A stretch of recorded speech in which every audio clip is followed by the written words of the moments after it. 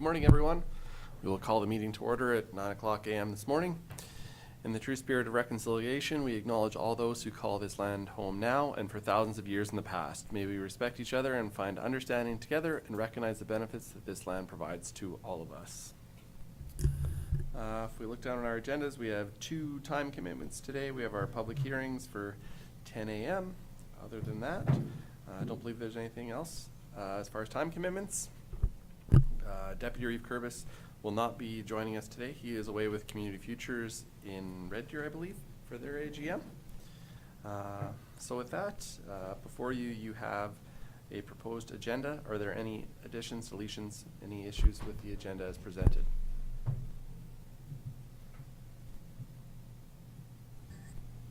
Kevin. Make a motion to adopt the agenda. Thank you, Kevin. Kevin has moved to adopt the agenda as presented. Is there any discussion? Call the question. Those in favor? Opposed? That is carried. Moving down, adoption of minutes. Before you, you have the County Council meeting minutes of September 4th, 2025. Are there any errors, omissions, any issues arising from the minutes? Lauren. I would move the minutes of the September 4th council meeting. Thank you, Lauren. Lauren has moved to adopt the minutes of the September 4th, 2025 council meeting as presented. Is there any discussion? Call the question. Those in favor? Opposed? That is also carried. We can move down then to our subdivision applications. We have 2 subdivision applications for today.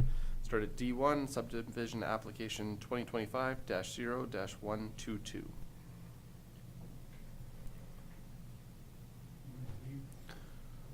Morning, Steve.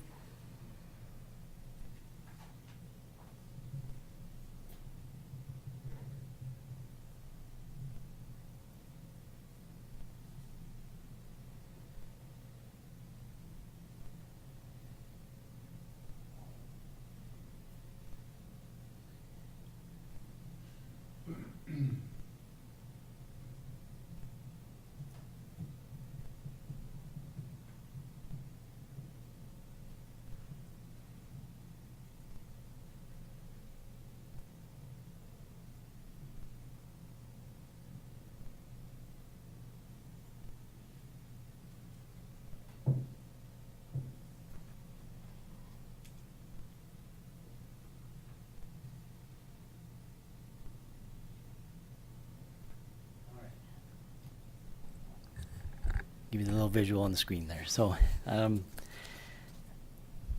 morning. This first application in front of you is application to create 4 new lots and reconfigure a property line with an existing lot for an area just north of the city of Lethbridge, in an area that is referred to as the Edgewood Stables.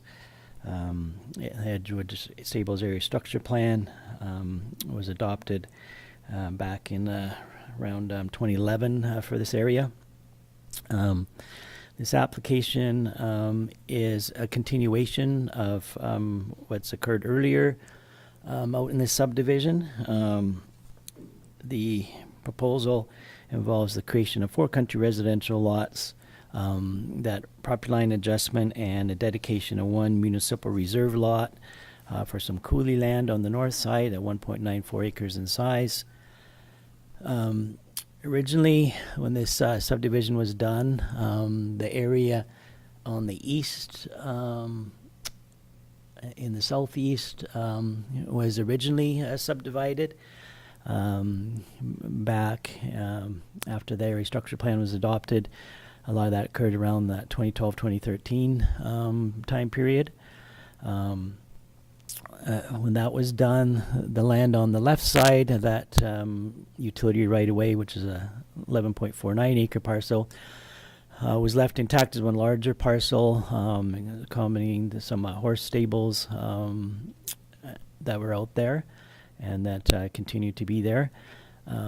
In 2024, Council may recall that there was an ASP amendment that was done to the Edgewood Stables area structure plan to allow this west side to be re-subdivided, and in alignment with the proposal you see in front of you to create those 4 lots there, along with the MR dedication for the coulee land in order them to apply to subdivide.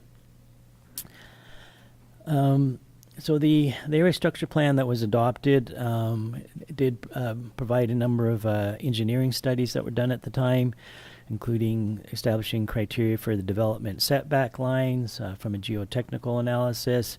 There was a stormwater management plan that was done.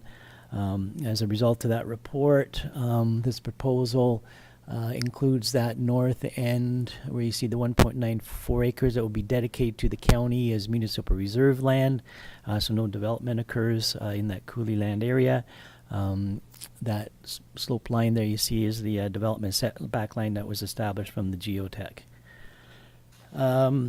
For this proposal itself, for the 4 lots, they will be serviced by a mix of, they do have some water units, but also there is one lot that doesn't have that, so it'll have to be a cistern with trucked water for the 1 lot. But each lot will have its own individual and private sewer system. As part of the area structure plan, there was the soils analysis was carried out at that time to determine a suitability. So this area is there is an existing road on the west side. As part of this development, there will be a small internal road with cul-de-sac provided there, as you see in the interior for that, which will be dedicated on the plan. They'll end up being a county public road in the end. This application, it is in the intermunicipal development plan area with the city of Lethbridge. It does comply with the IDP. There were some policies related into there that if area structure plan was done and that was accepted and the city had no concerns at that time, that this type of proposal could go ahead. So overall, the application does conform to the area structure plan that was adopted and the 2024 amendment to allow this subdivision application to proceed. As well, it does conform with your group country residential land use policies and the city and county IDP policies for this area. In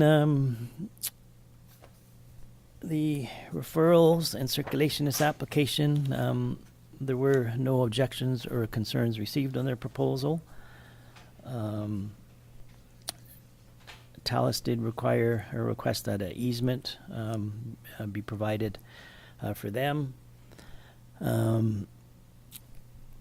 So with that, the recommendation is to approve the application as it does conform with the area structure plan amendment that was adopted. The municipal reserve would be provided as the land as shown in dedication.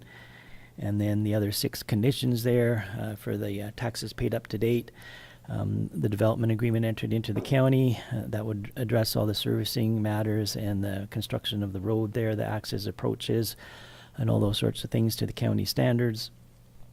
Third condition is that the county has to approve and accept any final engineering drawings for the subdivision that are applicable.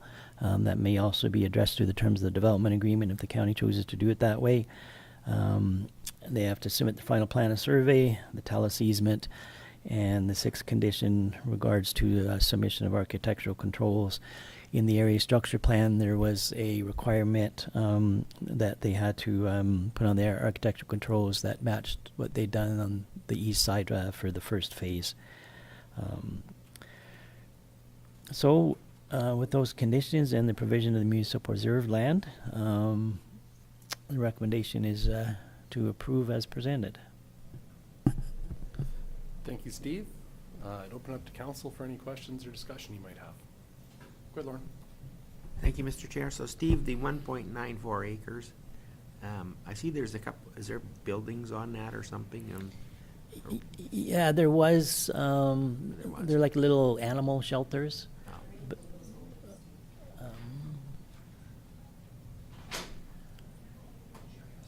is there on a different one? But they're all movable and they're all going to be removed off of it. So. there we go. So then who gets Who becomes responsible for the maintenance of that? Is the The county? MR land? Yeah. Yeah, it becomes the county's. The idea is afterwards it's just left in a natural state. So there are no buildings or improvements or anything that on there. It's just part of the land next to the coulee there that it's just treated the same, and that there shouldn't be too much for the county to maintain, but the idea is that it's just left in a natural state once they remove their shelters and stuff, whatever like that, off of there. Thank you. Any other questions? Mark, go ahead. I move that subdivision application 2025-0-122 be approved, subject to the conditions as outlined in the draft resolution. Thank you, Mark. Mark has moved the recommendation that subdivision application 2025-0-122 be approved subject to the conditions as outlined in the draft resolution. Is there any further discussion? Call the question. Those in favor? Those opposed? That is carried. Move down to our second subdivision application for today. Item D2, subdivision application 2025-0-118. Steve?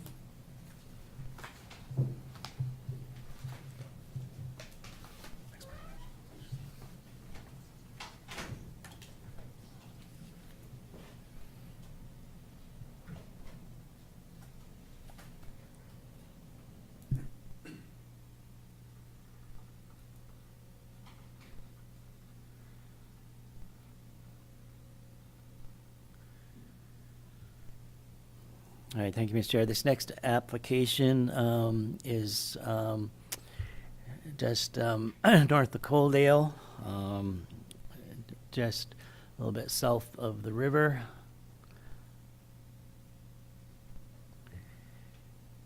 It's located approximately 7 miles north, just on the old highway, the old road for the old Norland Bridge there. The proposal is to create one additional vacant title from a parcel containing 20 acres or less of farmable land in order to establish a future residential yard site to construct a house on there. The parent title in the quarter section, it's land comprised of that area that lies to the east of the old Forest Road to the old Nolan Bridge Highway. So the title itself contains approximately 11 acres of land that may be considered developable outside the cooling draw areas of the cutoff parcel. Most of the southern portion is more coulee type land. So the proposed subdivision that they're wanting to do is in the very northwest corner of the title, as it abuts the municipal roadway. This is an area that it's relatively flat, but it has a gentle slope to the north. The land to the north is there's a parcel before the river there that it kind of evens out, and there's a more a gentle slope as it runs towards the river. So the applicant is wanting to develop in this area with the gentle slope, so they can put a future when they develop a house with a walkout basement on there.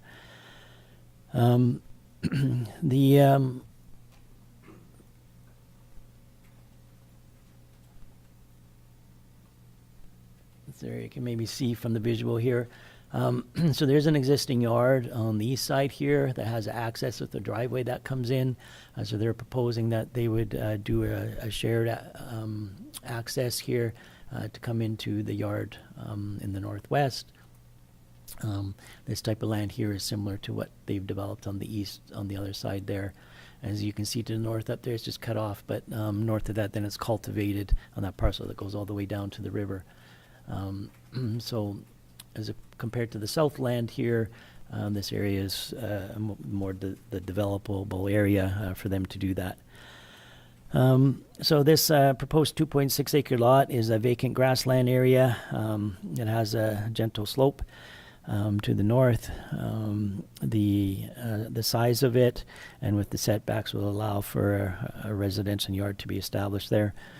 The applicant's proposing that for servicing, they would just have potable water provided by a hauled cistern method, and that they would have their own individual on-site septic field for that.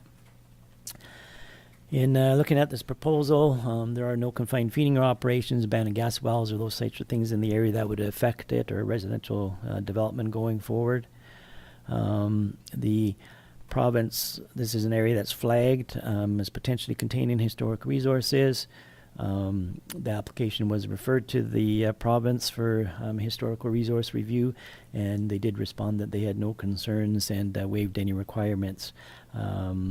So the applicant doesn't have to apply to them anything in that regard.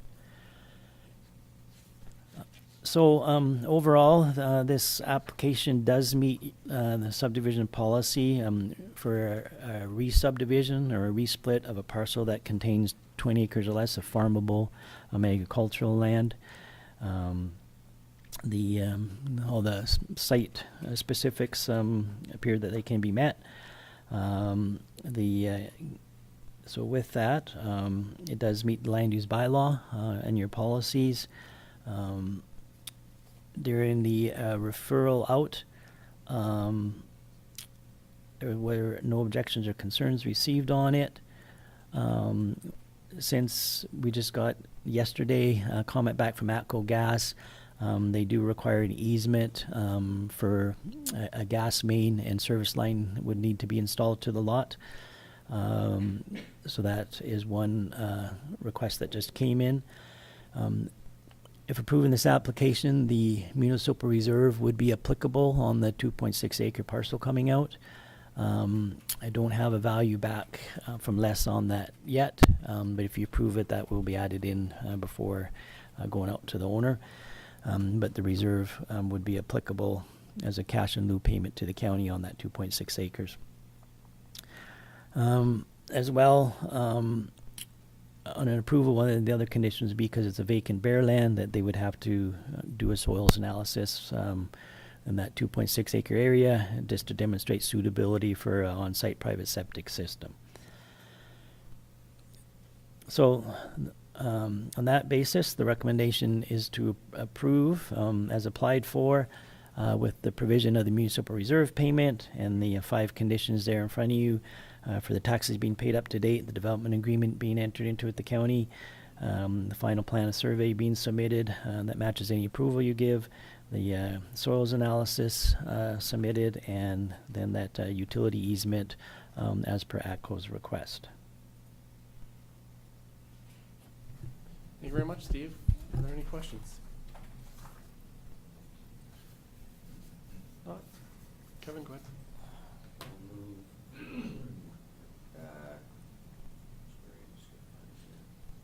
Subdivision application 2025-0-118 be approved subject to the conditions outlined in the draft. Thank you, Kevin. Kevin has moved the recommendation the subdivision application 2025-0-118 be approved subject to the conditions as outlined in the draft resolution. Are there any further questions? Not, I'll call the question. Those in favor? Those opposed? That is carried. Thanks, Steve.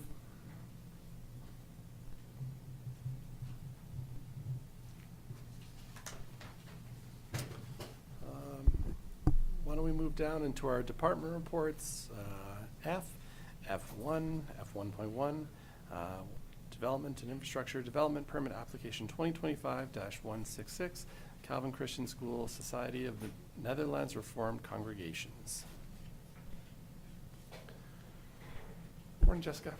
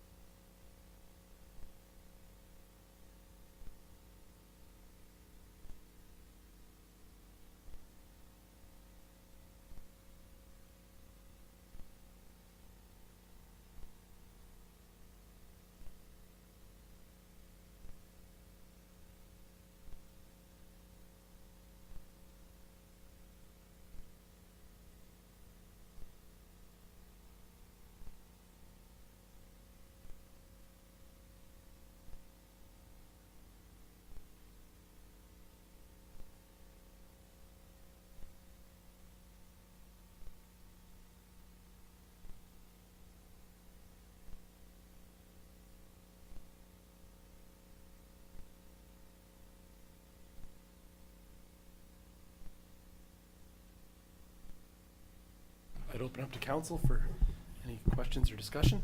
Go ahead, Lauren. Thank you, Mr. Chair. So that range road is just, goes into their lot. It doesn't go through to the highway, so that's only their traffic, right? Thank you, Councillor Hickey, through the chair. No, there are a few residential parcels further down on that strip. It is a dead-end road, but there are people who live in these parcels. This particular parcel, or the following one, I can't quite recall, does belong to someone who's not associated with the school. But I do know that the other parcels in the area, I believe, are rented out by the teachers who teach in the school. Any other questions, discussion? Go ahead, Kevin. Move that development permit application 2025-166 be approved as drafted. Thank you, Kevin. Kevin has moved that development permit application 2025-166 be approved as drafted. Any further discussion? Call the question. Those in favor? Those opposed? That is carried. Thank you, Jessica. Thank you.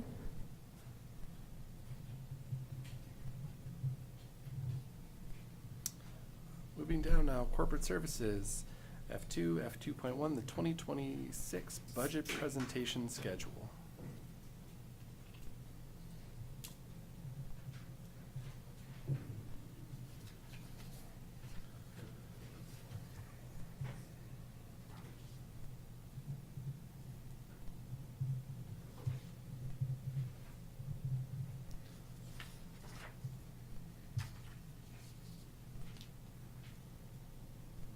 Morning, Haley. Good morning. Just here to present on a proposed budget presentation schedule for council covering 2026 to 2028 operating budget and 2026 to 2028 capital budget. The schedule outlines the timeline for staff presentations to council, providing the opportunity for council to review, deliberate, and provide direction on the budget. And this process will conclude with council's final approval of the budget. Just going to jump to the proposed schedule. So we would provide council with draft budget documentation information on November 21st.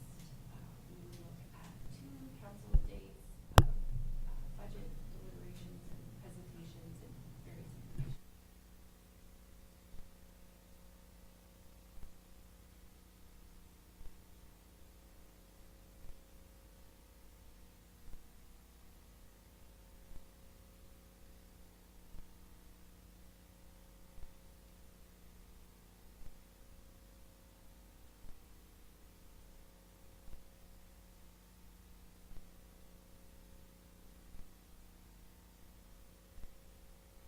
Thank you very much. Any questions? How does that work? Yeah, go ahead, Lauren. Thank you. Sorry, Ed. So the 21st is just to distribute it? Yes. Is there any discussion that day? Because that's the day after RMA Yes. ends. Oh. So we just would distribute the information for council to review, to then come back on the Wednesday and the Thursday for council to deliberate, discuss, for our presentations to be made, and then we would provide any additional information that council had in terms of questions or changes or. Go ahead, Mark. Just check, see if there was any flexibility in the timeline on the 26th and the 27th. That week I'm in Edmonton at meetings for the full week. Well, from the Monday to Thursday, so it would be those 2 days that are. That's why we're here to have the conversation. Good, yeah, so. See what works for council, absolutely, yeah. Like the Friday the 28th, and then one other, yeah. Because I think we ran in this, I had the same, last year was the same issue. I think we were able to move it. Depends on everybody's schedule, but that's. Any other, what does everyone else's tentative schedules look like? Any other concerns? Right, there's some assumptions being made, right? Yeah. Yeah. What are your thoughts, Haley? So both the Wednesday and the Thursday do not work? Yeah, the Friday would be the 28th, and then Friday and the Monday? Friday the 28th.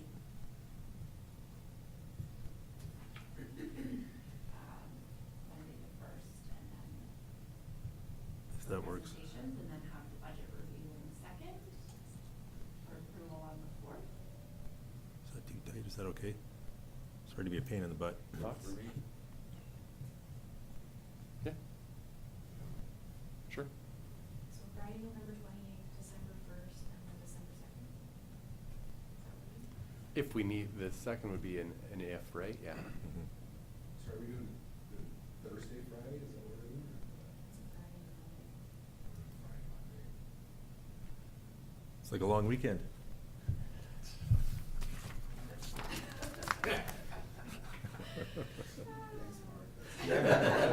I'm sure that's exactly what it's like, depending on the Friday goes. Every day is a Saturday for me. Does that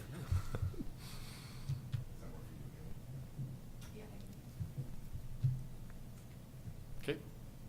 Let's plan on that then. Thank you for adjusting. Do you need a motion or anything, Candace, or would you like a motion? It's a block As amended? Mark? I would like to approve the county council, or move that the county council approve the 2026 budget presentation schedule as amended. Thank you, Mark. Any further discussion? I'll call the question. Those in favor? Opposed? That is carried. Thank you, Haley. Thank you.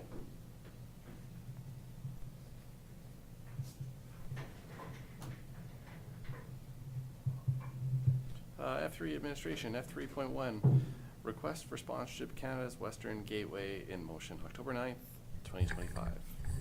Good morning, Hi, Candace. Council. Lethbridge County has been invited to provide a sponsorship for the Canada's Western Gateway in Motion event taking place on October 9th at the Lethbridge Airport.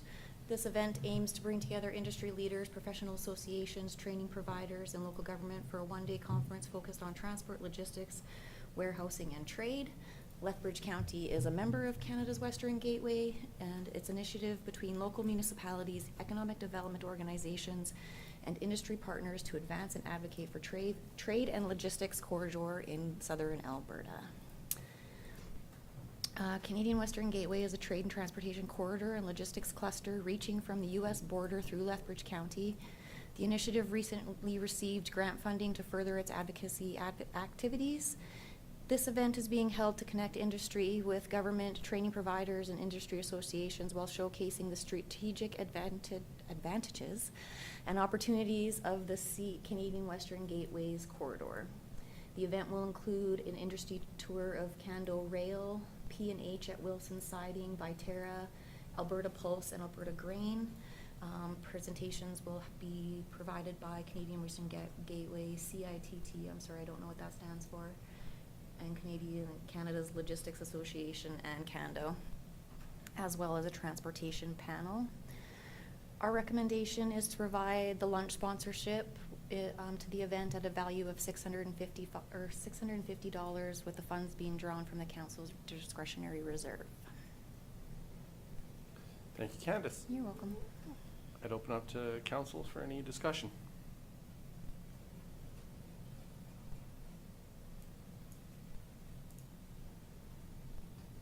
How would you like to proceed? It's quiet here today for some reason. It's like somebody's missing. It's like somebody's missing. Go ahead, Lauren. Thank you. I would make a motion to, for the sponsorship amount of $650 for the Canada Western Gateway. I don't know what to call it other than that. That's good. Thank you, Lauren. Lauren has moved the recommendation that Lethbridge County provide the lunch sponsorship to the Canada's Western Gateway in Motion event on October 9th, 2025 at a value of $650 with funds to be drawn from the council discretionary reserve. Is there any further discussion? Call the question. Those in favor? Opposed? That is carried. F3.2, South Region Agricultural Service Board Conference, Cypress County. Candace? This year's South Region ASB Conference is being held by Cypress County on October 8th at the Eagles Nest Ranch. The South Region Conference rotates around different municipalities every year. This year's conference is obviously in Cypress County. We are recommending that the 2 voting members of the ASB attend the South Region Conference, or a voting member and an alternative to go. Currently, the voting members are John and Lauren. Thank you, Candace. Again, I'd open up to council for any discussion or your thoughts. Mark? I just move that the 2 voting members of the ASB committee attend the South Region ASB conference in Cypress County. Okay, thank you, Mark. Are you able to attend, Lauren? You can go that day? Okay. Kate, Mark has moved the recommendation that 2 voting members of the ASB committee attend the South Region ASB conference in Cypress County. Is there any further discussion? Sorry, Morris, go ahead. Yeah, thank you, Mr. Chairman. At one time, all of council went, and all of council did too, and then we changed the format on it to just the 2 voting members, and I still would like to see that we would change that somewhere down the line. It's up to council, of course, to that any member of council wants to go. I think it's that's the way we used to have it, and I like it.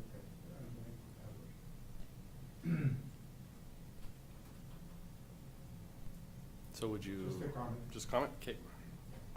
Okay, thank you, Morris. So Mark has moved that recommendation that the 2 voting members of the ASB committee attend the South Region ASB conference in Cypress County. If there's no further discussion, I'll call a question. Those in favor?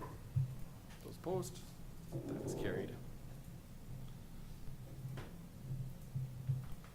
Moving down, F3.3, Bylaw 25-022, Bylaw Enforcement Officer Bylaw. Good morning. Good morning, Council. This morning I'm going to present on the Bylaw 25-022, Enforcement Officer Bylaw. The bylaw establishes the appointment process, powers, duties, and disciplinary procedures for bylaw enforcement officers in Lethbridge County. It provides a legal framework required under the Municipal Government Act, and insurance officers operate with the authority, accountability, and professionalism. The Municipal Government Act outlines specific requirements for municipalities regarding the bylaw enforcement officers.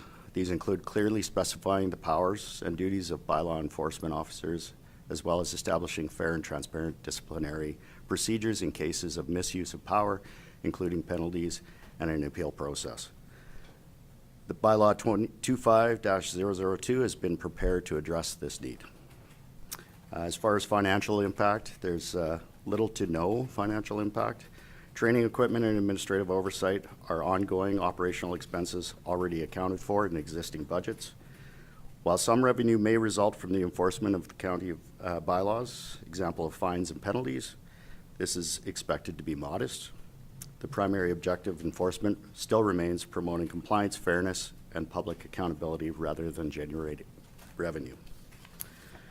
So the recommendation is that it is recommended that all 3 readings are read at this meeting, and I can go through the reasons for the recommendations if required. Thank you, Heath. I would open up to council for any questions or discussion you might have.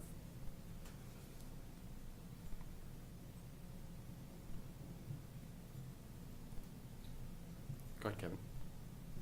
Thank you, Mr. Chair. I'll move that bylaw 25-022 bylaw enforcement officer bylaw be read a first time. Thank you, Kevin. Kevin has moved first reading of bylaw 25-022. Is there any further discussion? Call question. Those in favor? Opposed? That is carried. Second, Mark, go ahead. I'd move the Bylaw 25-022, Bylaw Enforcement Officer Bylaw be read a second time. Thank you, Mark. Mark has moved second reading of bylaw 25-022. Any discussion? Call the question. Those in favor? Opposed? That is carried. And consideration of third reading. Lauren? I would move consideration of 3rd reading of bylaw 25-022 bylaw enforcement. Thank you, Lauren. Lauren has moved that council consider third reading of bylaw 25-022. Is there any discussion? I'll call the question. Those in favor? Those opposed? That is carried unanimously, so we can proceed to third reading. Who would like to make that motion? Lauren? I will move third reading of bylaw 25-022 for a bylaw enforcement officer bylaw be read for a third time. Thank you, Lauren. Lauren has moved the third reading of bylaw 25-022. Is there any further discussion? Call the question. Those in favor? Opposed? That is carried. Thank you, Heath. Thank you very much. F3.4, bylaw number 25-012, regional emergency management amendments.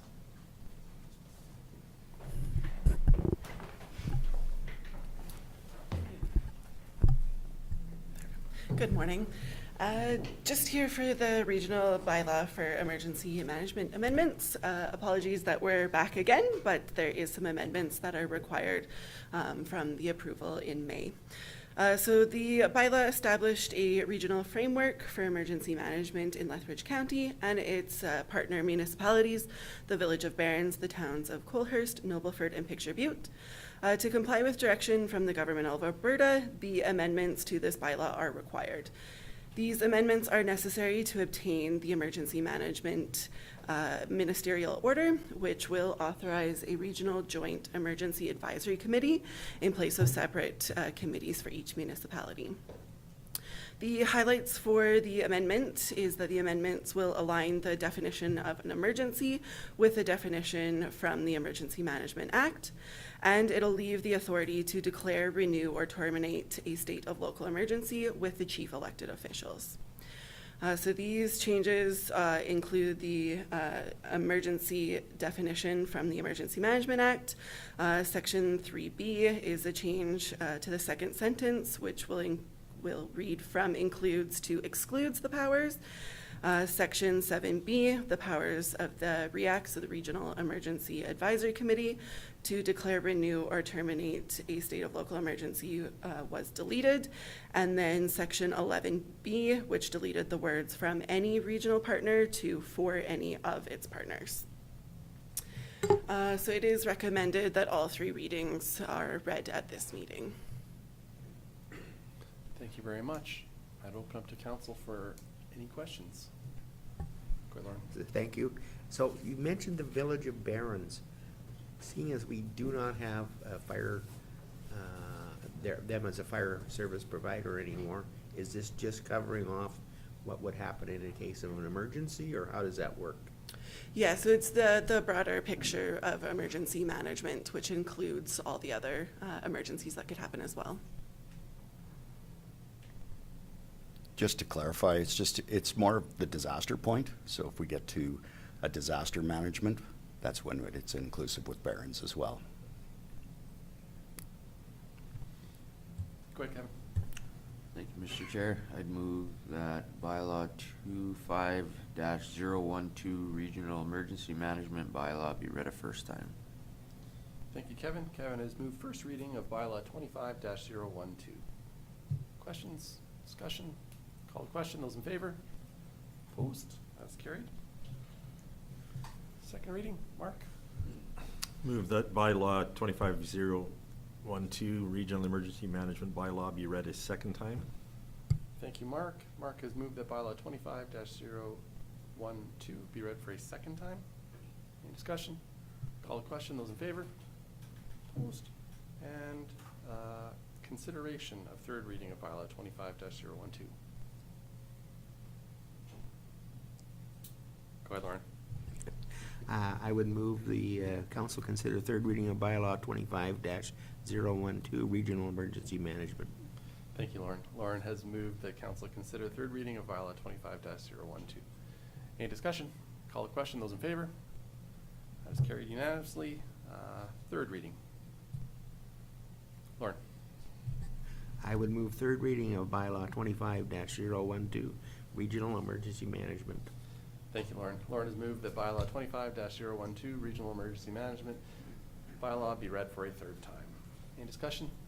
Call the question. Those in favor? Opposed? That is carried.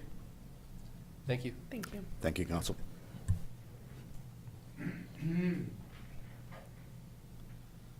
Moving down, G, correspondence. We have one item of correspondence today. This was relating to a piece of correspondence we had at a previous meeting.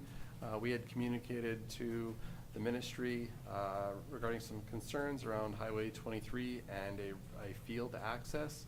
So the letter reads that Transport and Economic Corridors is not aware of any collision history at the access road intersection mentioned and depicted.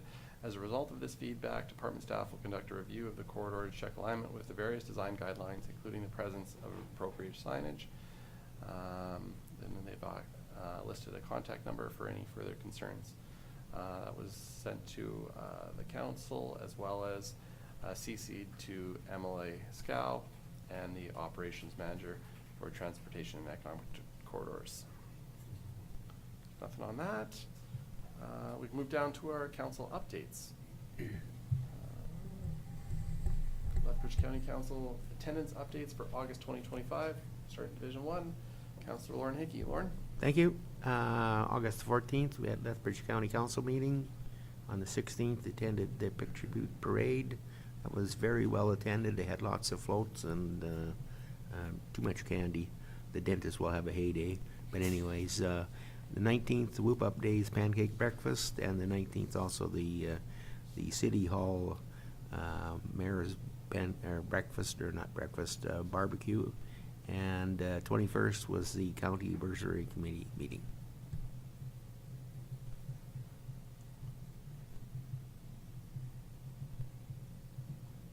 Thank you, Lauren. Division 2, August 6th, I attended the Lethbridge Water Treatment Plant upgrades announcement down at the treatment plant in the River Valley. Also that afternoon, went out to Ready Made and made an appearance at the SMRID celebration, celebrating their anniversary. It was very well attended. The 7th, had a one-on-one with CAO. Also on the 7th, the Chinook Arch Board meeting. The 9th, attended the Coldell Parade. The 14th, Lethbridge County Council meeting.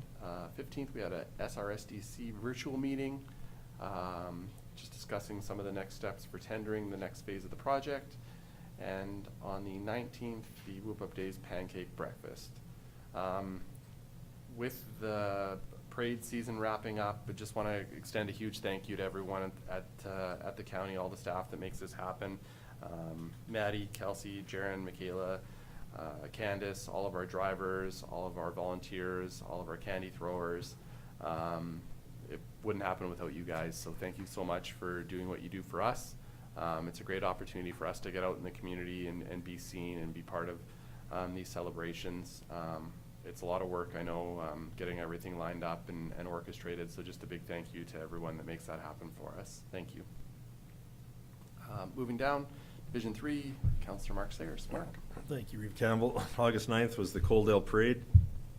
Enjoyed doing that, a great time, and it's good to see there's a lot more kids and grandkids coming out to that, and they love doing that, and they're starting to look forward to it.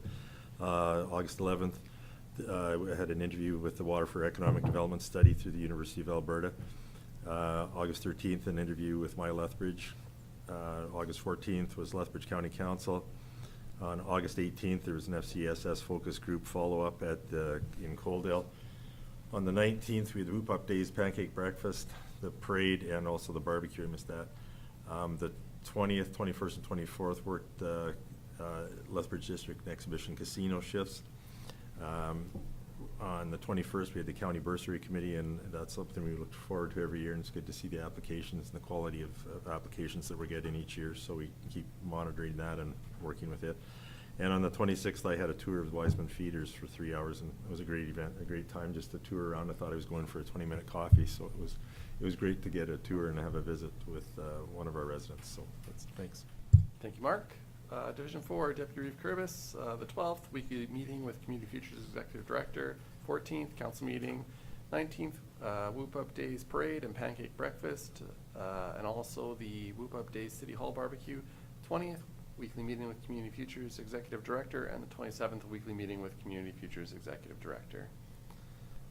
Division 5, Kevin, did you have anything you wanted to add? Okay.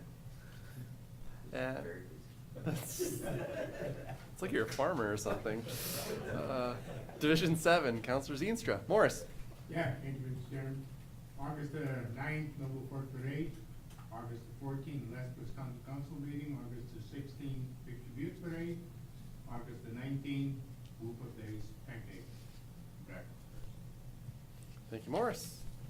I believe, save for our public hearings, that brings us to the end of the public portion of our meeting. So why don't we take a short recess? We will return at roughly 10 a.m. for our 2 public hearings.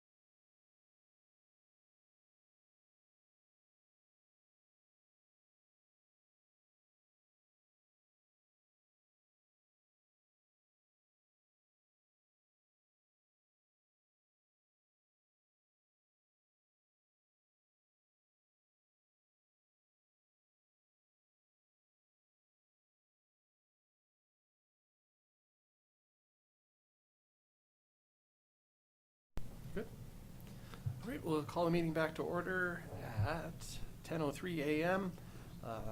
As previously mentioned, we have two public hearings for today.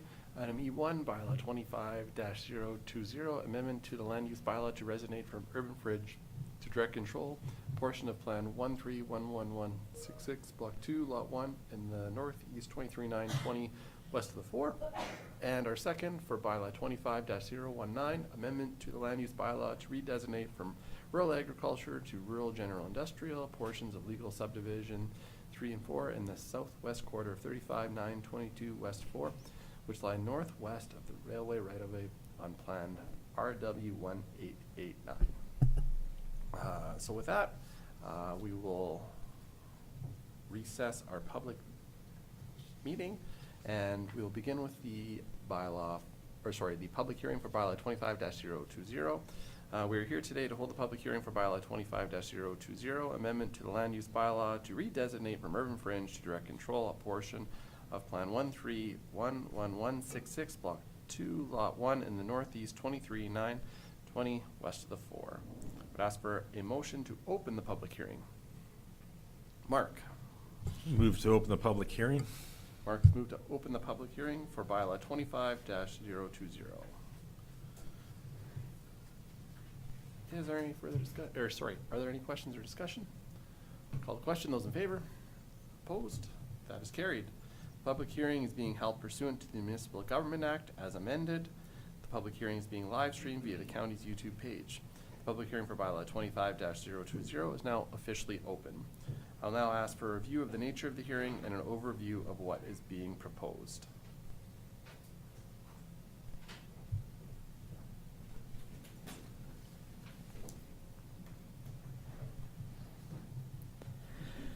Hey, Mr. Chair, this first application in front of you for a land use bylaw redesignation for bylaw 25-020 is an amendment to redesignate an approximately 8.29 acre portion of a 26.11 acre title to go from urban fringe to direct control. The applicant would like to redesignate the lands to formally allow an excavating and earthworks company on the site and to enable future expansion of that business. The county's municipal development plan policy states that landowners and developers may apply to Lethbridge County to initiate a redesignation process for parcels of land in support of development proposals that may not conform to their existing land use. This particular proposal also has applicable intermunicipal development plan with the town of Coaldale, as it's situated just north of the town of Coaldale boundary, which also allows for the potential subdivision of industrial uses. In this particular case, the redesignation is for a direct control district, and in accordance with the MGA, Section 641.2, which states that if a direct control district is designated in a land use bylaw, council may, subject to any applicable statutory plan, regulate and control the use or development of land or buildings in the district in any manner it considers necessary. So in conjunction with this application, the rezoning to direct control, as you'll see in your agenda package there as well, there is some land use standards and processes laid out in a direct control bylaw for council's consideration.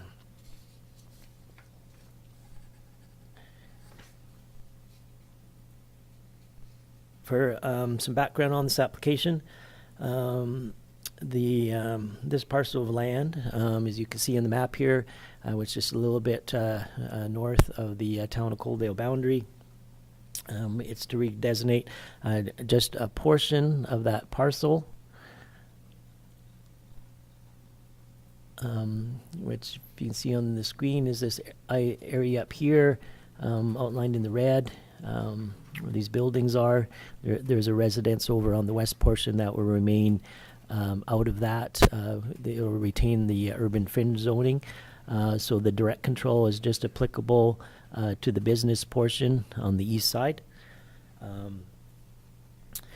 This type of application is what we call a split zoning on the parcel. It'll have the two zonings on the one title. The reason for that is that the direct control will affect the business portion and the particulars for that and how that's managed, while that west portion will remain as urban fringe, so that the existing residents there can still be in compliance with the bylaw and doesn't end up being a non-conforming use if it was included in a different zoning.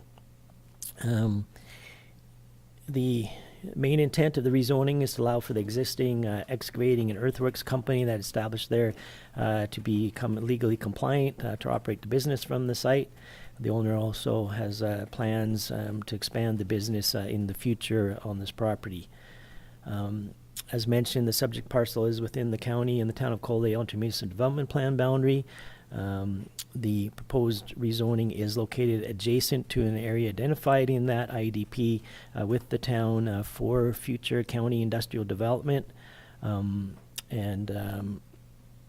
is adjacent to the town's own industrial development a little bit further to the south.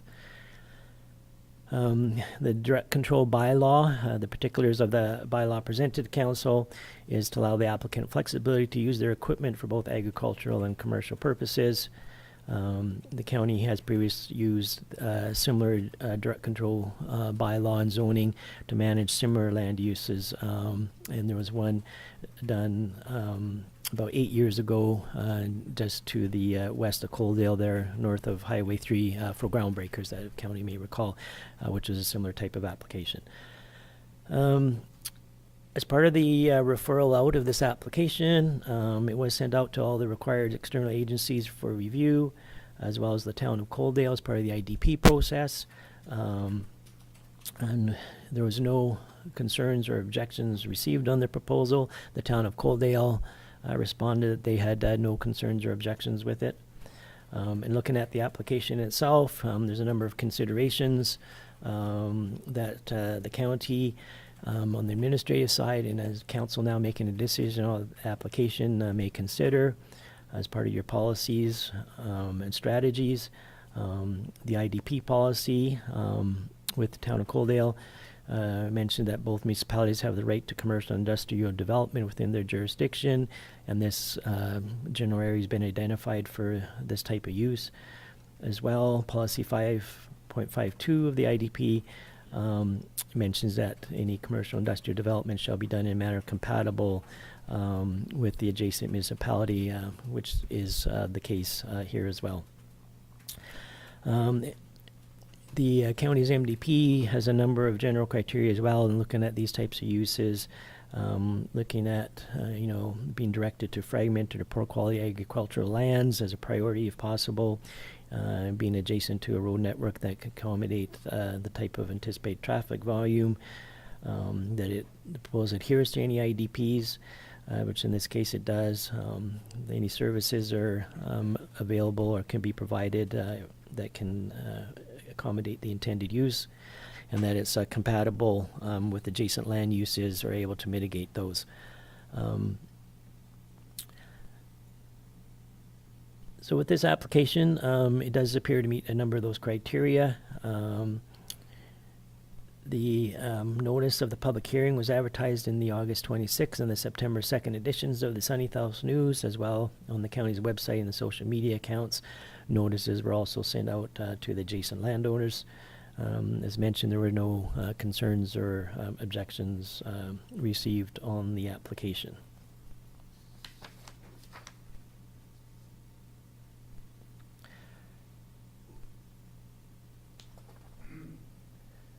So with that, if there's any questions,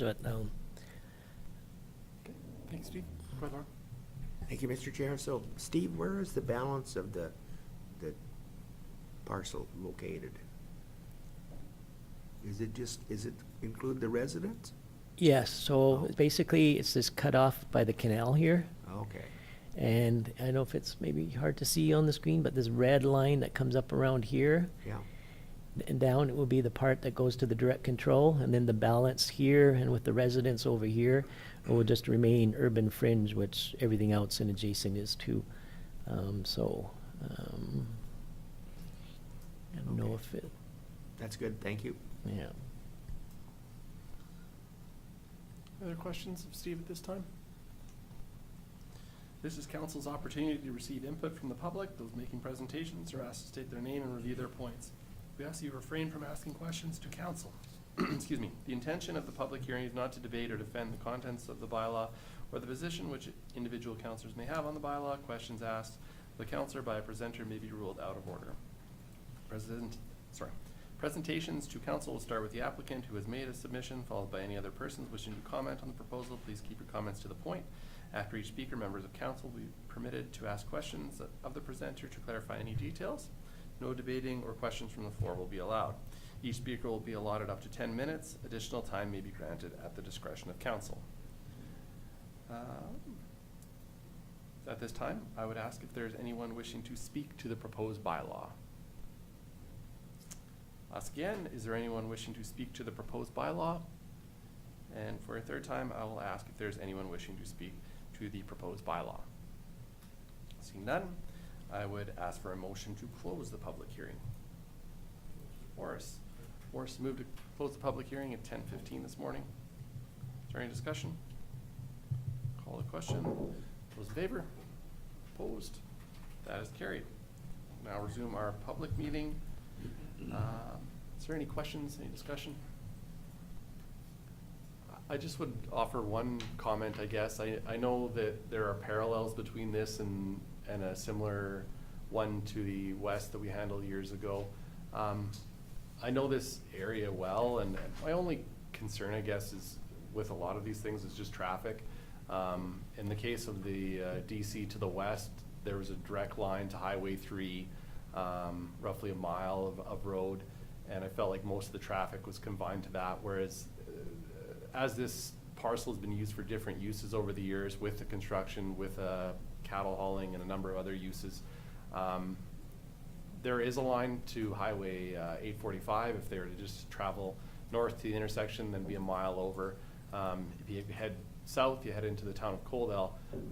Unfortunately, a lot of the heavy traffic seems to spider out from there and go north and then east and over to the next intersection to the east, as it's a little easier for trucks to access rather than going through Coaldale. So there is an impact to the road network that is above and beyond, I think, what's reasonable in a lot of cases, considering the upside to the county for this, in my opinion. I'm surprised that nobody chose to air their concerns today, given that I've heard lots of concerns in the past regarding the traffic generated from this parcel. But that is obviously at residents' discretion, so I felt I'd be remiss if I didn't say that, but I understand the applicant's desire to do this, and yeah, that's just my 2 cents. Is there any other comments? If not, how would you like to proceed? Lauren? I would move that's bylaw 25-020 be read for a second time. Thank you very much, Lauren. Lauren has moved that bylaw 25-020 be read for a second time. Is there any discussion?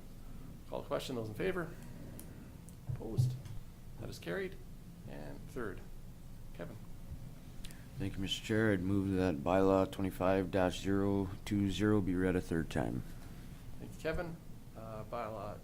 Kevin has moved that bylaw 25-020 be read for a third time. Is there any discussion? Call the question. Those in favor? Opposed? That is carried. Thank you, Steve. We move down in our agendas.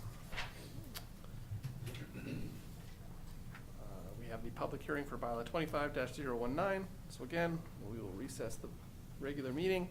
We're here today to hold a public hearing for bylaw 25-019, amendment to the Land Use Bylaw to redesignate from rural agriculture to rural general industrial portions of legal subdivision 3 and 4 in the southwest quarter 35-922 west of the 4, which lie northwest of railway right-of-way on plan RW1889. I'd ask for a motion to open the public hearing. Lauren? I would move that we open the public hearing for bylaw 25-019. Thank you, Lauren. Lauren has moved to open the public hearing for bylaw 25-019. Is there any discussion? Call the question. Those in favor? Opposed? That is carried. Public hearing is being held pursuant to the Municipal Government Act as amended. The public hearing is being live streamed via the county's YouTube page. And with that, the public hearing for bylaw 25-019 is now officially open. I will ask for a review of the nature of the hearing and an overview of what is being proposed. Steve? Thank you, Mr. Chair.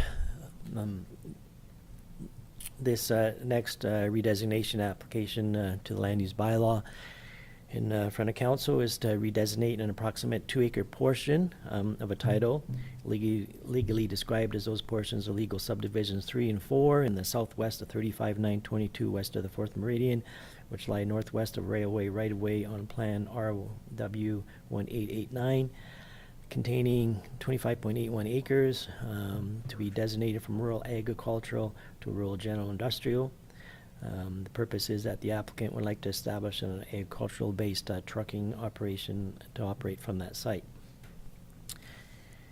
In looking at some previous council direction and policy, the MDP policy 4.13 states that landowners, developers have the right to apply to county council to initiate a redesignation process for parcels of land in support of development that may not conform to existing land use and zoning. MDP policy 9.10 provides that the county may consider industrial and commercial uses grouped or isolated. This would be considered isolated use for an individual business through the redesignation of lands process for development proposals that are agricultural related and support the agricultural community or producers and are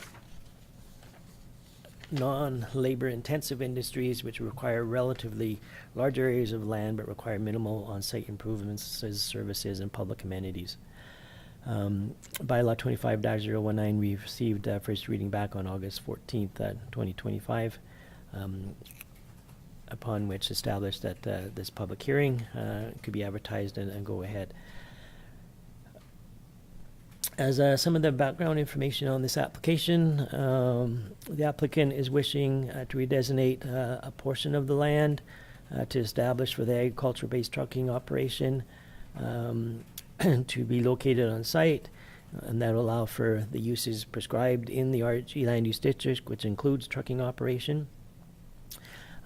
This is also a split zoning on the parcel, in that just the 2-acre kind of west portion will be designated for the use as shown in the image here, and the eastern portion where the residence is will remain with the rural agricultural zoning.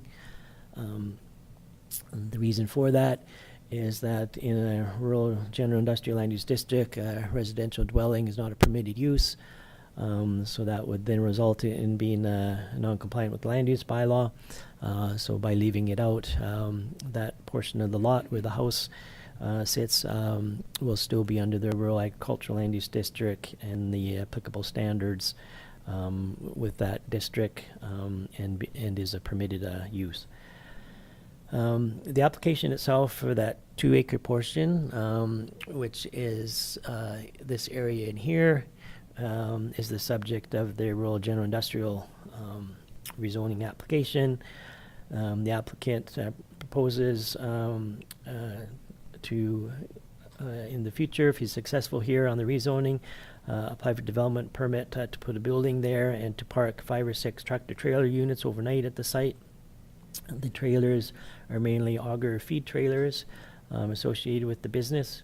In looking at this application and it being circulated out, none of the utility companies had any concerns. Alberta Transportation is a required referral due to Highway 25 there, as you can see, in the parcel being adjacent to that. Transportation did respond that they had no concerns, as no direct access to Highway 25 will occur, and the development's small enough that they don't see any impacts to the highway. This is an area that was flagged future cannabis development in the area. However, the Alberta Transportation is not concerned with that at this time because of the plans for that, and whether it goes ahead is so far away that they will not impede development or prevent anything from occurring, so they have no concerns with that. In reviewing the application, the following may be considered as applicable of some of the county's policies and land use strategies. Both the industrial commercial land use strategy and the MDP provides criteria for consideration on these types of industrial commercial uses. In a general sense, summarized, some of those are being directed to fragment or poor quality agricultural lands, being adjacent to a road network that can accommodate the development's anticipated traffic volume. If the proposed use or business is servicing or working in the area it is wanting to be established in, the strategic location of the business could be related to the visibility or ease of access needs based on the proximity to the highways, and as well as if the intended use that's going to go there can receive the appropriate services. As well, if the use being compatible with adjacent land uses or is able to mitigate potential negative impacts to neighbors. So in this particular application, the land does involve a subdivided fragmented parcel that is considered non-agricultural. It is adjacent to Highway 25 and have good access to the highway network. Minimal services are required for the proposed intended development. The use may have off-site impacts adjacent to residential properties, such as increased in traffic, potential noise related to that. It is noted that the adjacent parcel to the north of this operates a commercial business. They have a mechanic shop business on that parcel. However, as part of this application in the circulation out, the immediate acreage owner to the west has submitted a letter of concern, primarily to do with noise, trucks' privacy, and how this may affect their acreage resale value in the future. That letter is provided in the agenda package there for council for your perusal. So in addition to the direct notifications that occurred, the notice of the public hearing for this was also advertised in the August 26th and September editions of the Sunny South News and on the county's website and social media accounts. And the direct notices were sent to the adjacent landowners.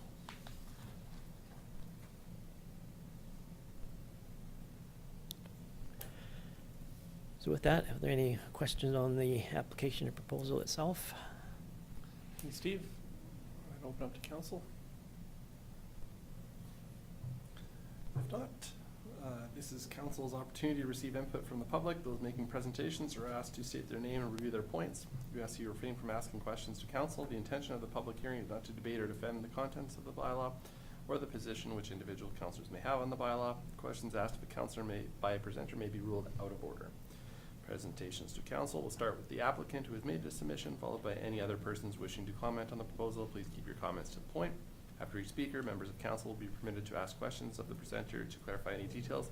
No debating or questions from the floor will be allowed. Each speaker will be allotted up to 10 minutes. Additional time may be granted at the discretion of council. With that, I would ask if anyone wishes to speak to the proposed bylaw.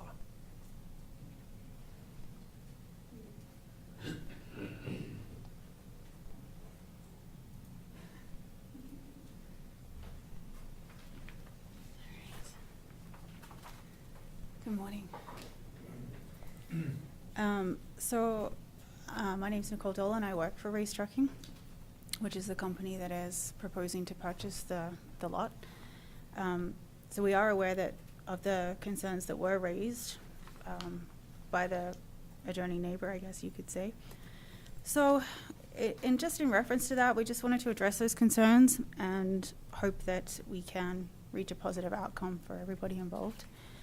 In reference to the rezoning to the industrial portion, we weren't aware that was actually a thing that we had to do, so preferably we would have liked to have left it as it was currently zoned, but it is a county regulation, so that is why the proposal to rezone was brought up. We do intend to keep it as rural agricultural as possible and not so it's looking too industrial. In acquiring it, we do intend on cleaning up the yard and adding value to the property, so we can only foresee increased property values, not declining property values. And that benefits everybody, of course. the noise levels in the evenings. So to address that, we don't operate a 24-hour a day operation. We like to have our guys home in the evenings. It's pretty rare that we are coming home super late in the evenings. We do have 15 trucks, but most of those units are parked where the drivers live. So we have a unit permanently in Saskatchewan, Calgary. We have a couple that get parked in Nobleford, Tabor, Barnwell. So we typically only have 4 units on the home base in the evenings. On the weekends, that might be 1 or 2 more, but I've never seen any more than that in 18 months. So we'll never have the entire fleet there at once. Like I said, the trucks returning after hours will be very minimal. They are equipped with emissions, so your DEF, so the running of the units are extremely quiet, so you don't see the brakes with the loud noises that they used to have anymore. So yeah, there would be slight noise disruptions, but it would be very minimal because of the way the trucks are set up these days. There will be no manufacturing happening. It's simply a trucking base. It would be a workshop where the trucks are serviced, and basically we want to have them on the road. If they're not on the road, they're not making money. We are currently within the vicinity, so where our home base is now is just northeast of where we're proposing to purchase. So we do lease a shop there currently. So we're not actually going to be moving our home base too far.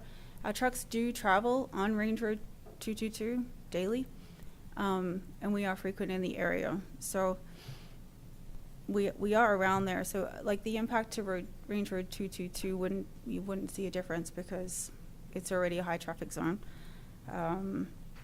We do aim to minimize the disruption to neighboring properties as much as possible, and we are willing to work with the neighbors if there is any concerns. In regards to privacy, our shop that we are planning to build will run with a north-south aspect with an east-facing front. The doors will be on the north and south ends of the shop. The west side of the shop, which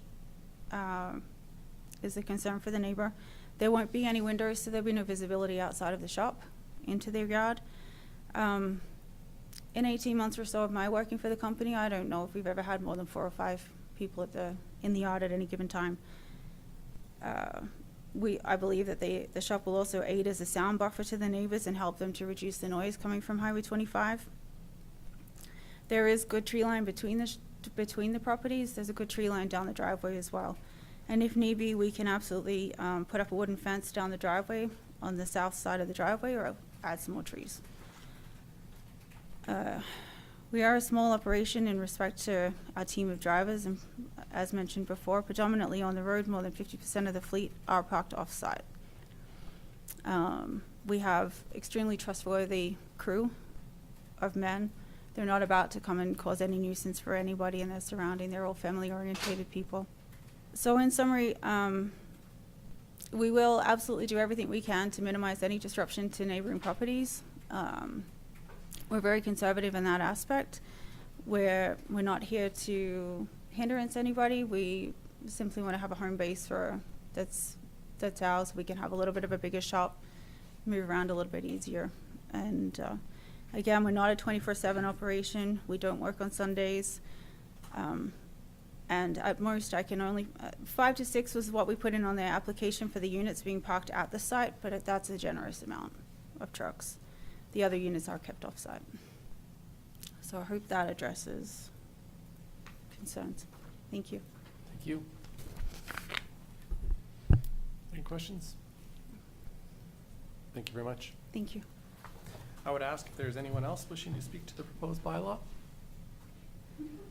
And for a third and final time, I would ask if there's anyone wishing to speak to the proposed bylaw. If there's nothing further, I would ask for a motion to close the public hearing. Mark? Move that we close the public hearing. Mark has moved to close the public hearing for bylaw 25-019. Any discussion? Call the question. Those in favor? Opposed? That is carried. And then resume our public meeting. Steve, did you have anything else?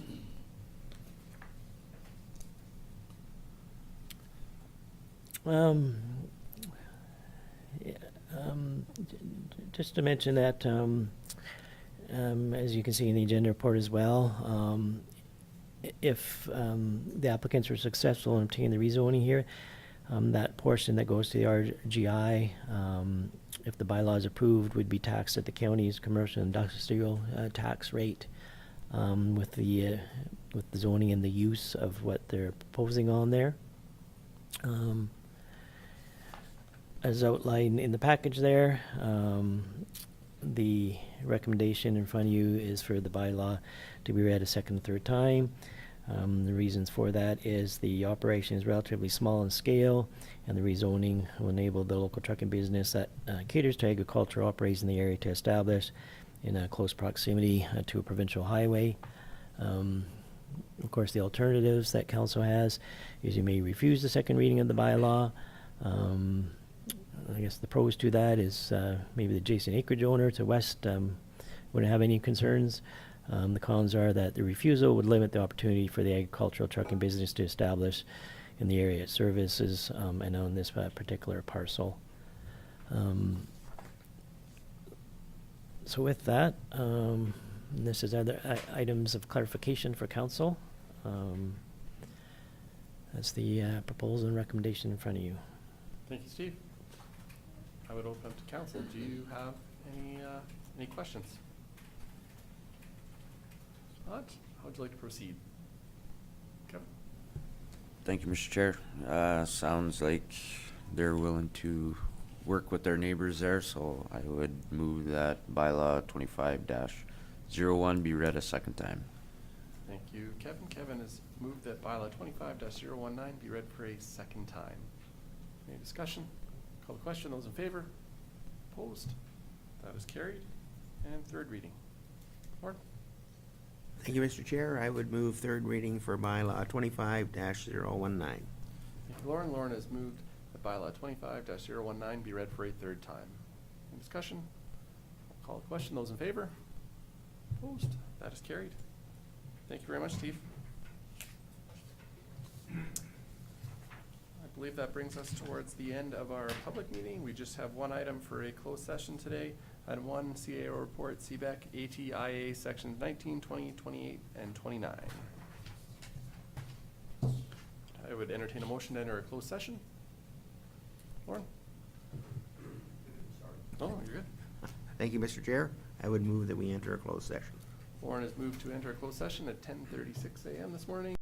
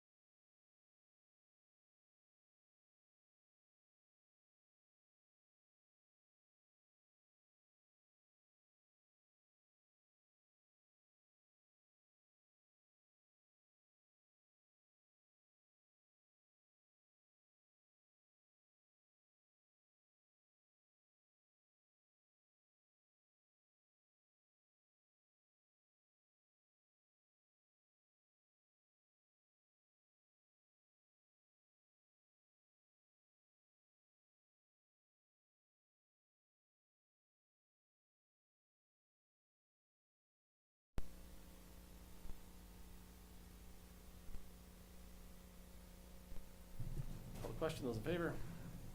Opposed? Carried. Stemming from our closed session, I have one motion. Who would like to make that motion? Mark? Thank you, Mr. Chair. I move that council authorize up to $1.1 million to secure land for Broxburn infrastructure upgrades to be funded from through the Commercial Industrial Land Reserve. Thank you, Mark. Is there any discussion? Call the question. Those in favor? Opposed? That is carried. Is there anything else? If not, I just wanted to offer a reminder that the deadline for nomination day is Monday, September 22nd, 2025. The last day you can file your nomination papers. Papers must be filed by 12 p.m. Division 2 is a lovely, lovely division, and I'm sure they would love to be represented by a new and fresh voice. So anyone interested, please consider submitting your nomination papers by noon on Monday. If there's nothing else, I'd entertain a motion to adjourn. Morris has moved to adjourn at 12:18 this afternoon. Any discussion? I'll call the question. Those in favor?